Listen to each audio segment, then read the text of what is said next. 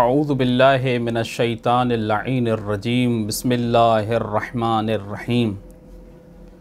الحمدللہ رب العالمین والصلاة والسلام علی خاتم النبیین وعلی آلہ الطیبین الطاہرین المعصومین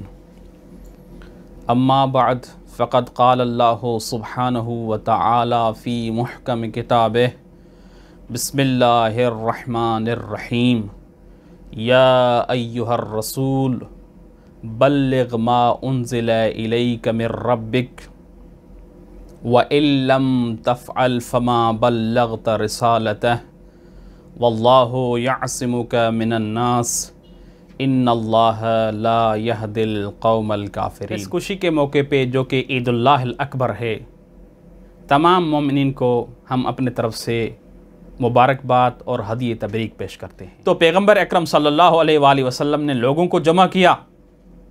اور ایک خطبہ ارشاد فرمایا ان اللہ مولاي وانا مولا المؤمنین وانا اولا من انفسهم فمن كنت مولاه فعلی مولاه۔ اے لوگو، اللہ میرا مولا ہے اور میں مومنوں کا مولا ہوں، اور میں مومنوں کے جانوں سے ان پر اولا ہوں، بس جس کا میں مولا ہوں اس کا علی مولا ہے۔ اور پیغمبر اکرم صلی اللہ علیہ وآلہ وسلم نے اس جملے کو 3 مرتبہ تکرار فرمایا، بلکہ امام احمد بن حنبل کہتے ہیں کہ اس جملے کو پیغمبر اکرم نے 4 مرتبہ تکرار کیا۔ اس آیہ شریفہ کی تفسیر روائی کی طرف کہ جیسا کہ شان نزول بیان کیا، پیغمبر اکرم صلی اللہ علیہ وآلہ وسلم کے اوپر خم غدیر کے میدان میں جب یہ آیہ شریفہ نازل ہوئی اور اس کے بعد پیغمبر اکرم صلی اللہ علیہ وآلہ وسلم نے فرمایا اللہم والی من والاہ وعاد من عاداہ وحب من احبہ وابغض من ابغضہ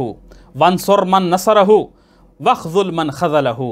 وادر الحق معہ حیث دار ثم قال الا فلیبلغ الشاہد الغائب۔ اے اللہ، تو اس سے محبت رکھ جو اس سے محبت رکھے، اور اس سے دشمنی رکھ جو علی سے دشمنی رکھے،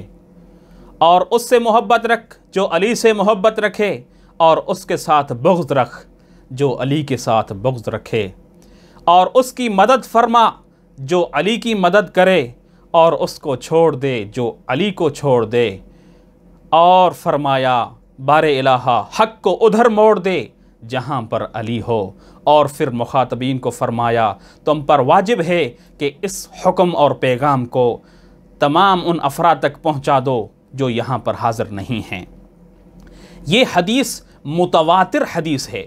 علماء حدیث، مؤرخین و مفسرین نے مختلف طرق سے اس حدیث کو ذکر کیا ہے، جیسا کہ احمد بن حنبل نے 40 طرق سے، ابن جریر طبری نے 70 سے، اور علامہ ابن عقدہ نے 105، علامہ ابن سعید سجستانی نے 120، علامہ ابو بکر جعابی نے 125، اور امیر محمد یمنی نے 150 طرق سے ذکر کیا ہے۔ اور علامہ امینی نے اپنی مشہور کتاب الغدیر میں 110 صحابہ سے، 84 تابعین اور 360 مشہور علماء، مؤرخین و مفسرین سے اس حدیث کو نقل کیا ہے۔ اور صحابہ کرام میں بھی وہ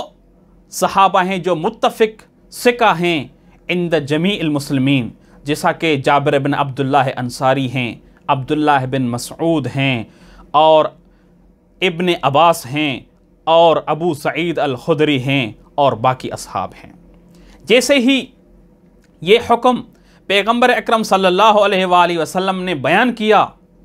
تو لوگ امیر المؤمنین کو مبارک دے رہے تھے، اور بعض خلفاء بھی امیر المؤمنین کو ہنیئا لک یا ابن ابی طالب، اور بعض روایات میں آیا ہے بخن بخن لک یا ابن ابی طالب اصبحت و امسیت مولاي و مولا کل مؤمن و مؤمنۃ، کہ اے ابن ابی طالب مبارک ہو تمہیں کہ تم ہمارے اور ہر مومن اور مومنہ کے مولا بن گئے۔ یہ مبارک دے رہے تھے کہ دوبارہ وہی نازل ہوئی اور ارشاد ہوا الیوم اکملت لکم دینکم واتممت علیکم نعمتی ورضیت لکم الاسلام دینا، کہ پیغمبر اکرم صلی اللہ علیہ وآلہ وسلم نے فرمایا اللہ اکبر علی اکمال الدین و اتمام النعمت و رضا الرب برسالتی والولایت لعلی بن ابی طالب۔ جیسے یہ الیوم اکمل کی آیت نازل ہوئی کہ آج دین کامل ہو گیا اور نعمتیں تمام ہو گئی، اور اللہ نے پیغمبر اکرم کے لیے اس دین کو پسندیدہ قرار دیا، جیسے ہی یہ آیہ شریفہ اور پیغمبر اکرم کا یہ خطاب تام ہوا اور لوگ وہاں سے منتشر ہو گئے اور یہ خبر پھیل گئی کہ پیغمبر نے اپنے بعد اپنا خلیفہ مقرر کر دیا، تو ایک شخص جس کا نام تاریخ نے نعمان بن حارث یا بعض نے حارث بن نعمان الفہری لکھا ہے، وہ آیا اور پیغمبر اکرم صلی اللہ علیہ وآلہ وسلم کے سامنے آ کر کہا کہ اے محمد، تم نے کہا کہ اللہ کی توحید کو مانو، ہم نے مانا، تم نے کہا کہ میری رسالت پر ایمان رکھو، ہم نے مان لیا، نماز، حج، زکوٰۃ اور تمام احکام کو مانا، اتنے پر راضی نہیں ہوئے اور اس جوان اور مولا کی طرف اشارہ کرتے ہوئے کہا کہ اس جوان کو ہمارے اوپر مولا مقرر کیا، یہ حکم تمہارے طرف سے ہے یا اللہ کے طرف سے؟ تو پیغمبر اکرم صلی اللہ علیہ وآلہ وسلم نے ارشاد فرمایا واللہ الذی لا معبود سواہ انہ من اللہ،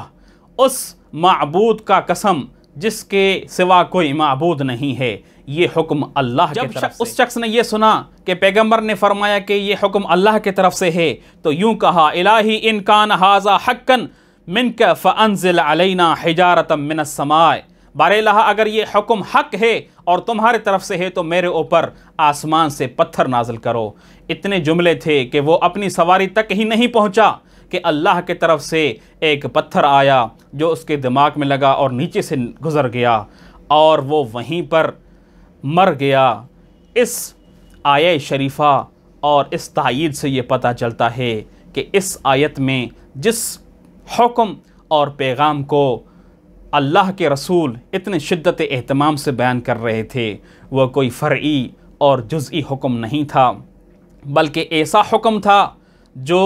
منصب رسالت و نبوت کے برابر ہو، اور وہ منصب ولایت اور منصب امامت ہے کہ پیغمبر اکرم نے اس حکم کی تعمیل یوں کی۔ وصلی اللہ علی محمد و اہل بیتہ طیبین طاہرین۔